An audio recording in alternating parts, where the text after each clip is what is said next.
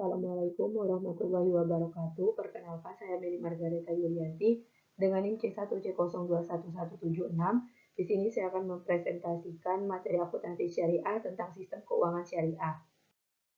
Yang pertama adalah konsep memelihara harta kekayaan. Memelihara atau menjaga harta bertujuan agar harta yang dimiliki oleh manusia dapat diperoleh dan digunakan sesuai dengan syariah, sehingga harta yang dimiliki halal dan sesuai dengan keinginan pemilik mutlak dari harta kekayaan tersebut, yaitu Allah Subhanahu wa Ta'ala. Yang pertama, konsep kepemilikan.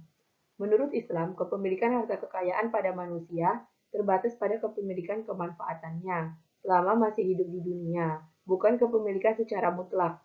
Saat meninggal, kepemilikan tersebut berakhir dan harus didistribusikan kepada ahli warisnya, sesuai dengan ketentuan syariah. Yang kedua adalah perolehan harta. Harta dapat dikatakan halal dan baik apabila niatnya benar, tujuannya benar, dan cara atau sarana untuk memperolehnya juga benar, sesuai dengan rambu-rambu yang telah ditetapkan dalam Al-Quran dan Sunnah.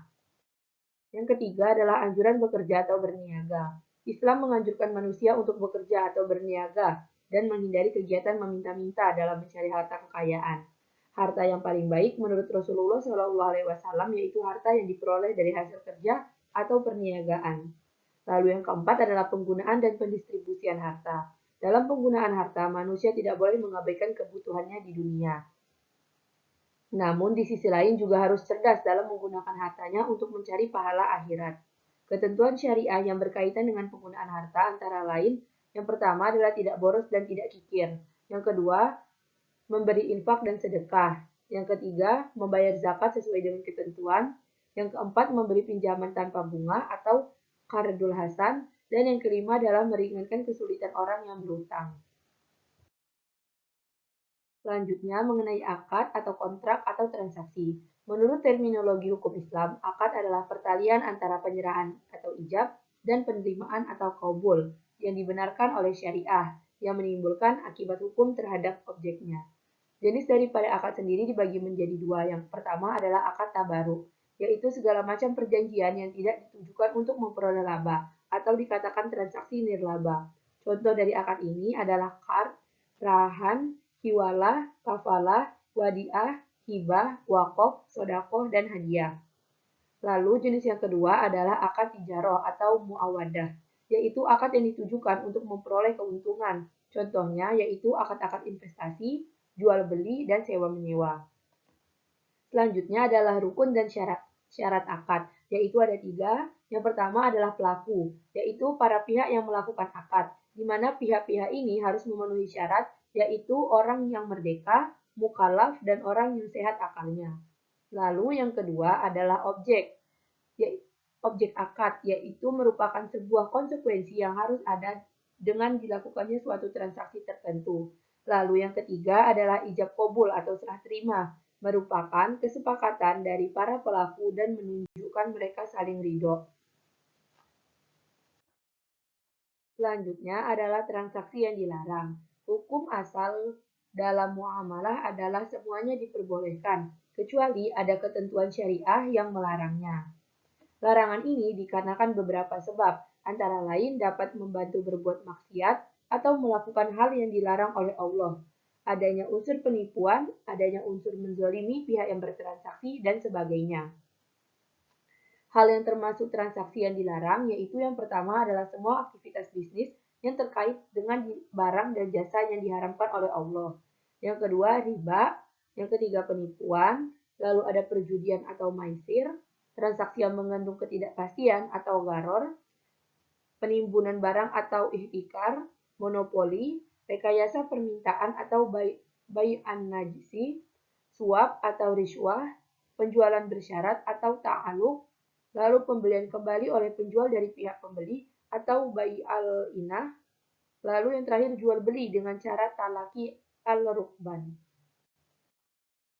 Selanjutnya riba dan jenis riba. Riba berasal dari bahasa Arab yang berarti tambahan, berkembang, meningkat, dan membesar, di mana Imam Sarazi mendefinisikan riba sebagai tambahan yang disyaratkan dalam transaksi bisnis tanpa adanya padanan yang dibenarkan syariah atas penambahan tersebut, di mana setiap penambahan yang diambil tanpa adanya suatu penyeimbang atau pengganti atau iwat yang dibenarkan syariah adalah riba.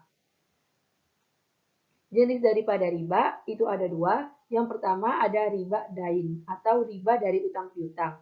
Riba ini merupakan riba yang muncul karena utang piutang dan dapat terjadi dalam segala jenis transaksi kredit atau utang piutang di mana satu pihak harus membayar lebih besar dari pokok pinjamannya. Kelebihan dari pokok pinjamannya dengan nama apapun, baik itu bunga, interest, atau bagi hasil, dihitung dengan cara apapun, baik itu fixed rate atau floating rate, besar atau kecil semuanya itu tergolong riba. Lalu yang kedua adalah riba fadl, di mana riba ini merupakan riba yang muncul karena transaksi pertukaran atau barter. Riba jenis ini terjadi apabila terdapat kelebihan atau penambahan pada salah satu dari barang ribawi atau barang sejenis yang dipertukarkan, baik pertukaran yang dilakukan dari tangan ke tangan atau tunai maupun kredit. Barang ribawi atau barang sejenis yang dimaksud adalah barang yang secara kasat mata tidak dapat dibedakan satu dan lainnya. Selanjutnya adalah prinsip sistem keuangan syariah. Yang pertama adalah pelarangan riba, yang kedua adalah pembagian risiko, lalu tidak menganggap uang sebagai modal potensial. Selanjutnya larangan melakukan kegiatan spekulatif, lalu kesucian kontrak, dan yang terakhir aktivitas keuangan harus sesuai dengan syariah. Selanjutnya, berbagai jenis instrumen keuangan syariah. Yang pertama ada akad investasi non-kontraktual, di mana berbasis pada bentuk kerjasama atau kemitraan tanpa kontrak formal yang mengikat, lebih kepada hubungan kepercayaan antara pihak-pihak yang terlibat.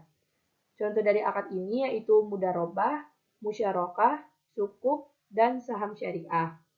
Lalu jenis yang kedua ada akad investasi kontraktual, di mana berdasarkan kontrak formal yang jelas dan terikat secara hukum, mengatur syarat dan ketentuan secara detail untuk melindungi hak dan kewajiban masing-masing pihak.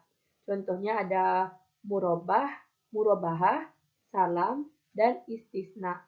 Lalu yang jenis yang ketiga adalah akad lainnya seperti sarf, wadiah, kordul hasan, wakolah, kafalah, hiwalah, dan ran, di mana masing-masing instrumen ini dirancang untuk memenuhi prinsip-prinsip syariah dan memastikan bahwa transaksi telah dilakukan secara adil dan transparan.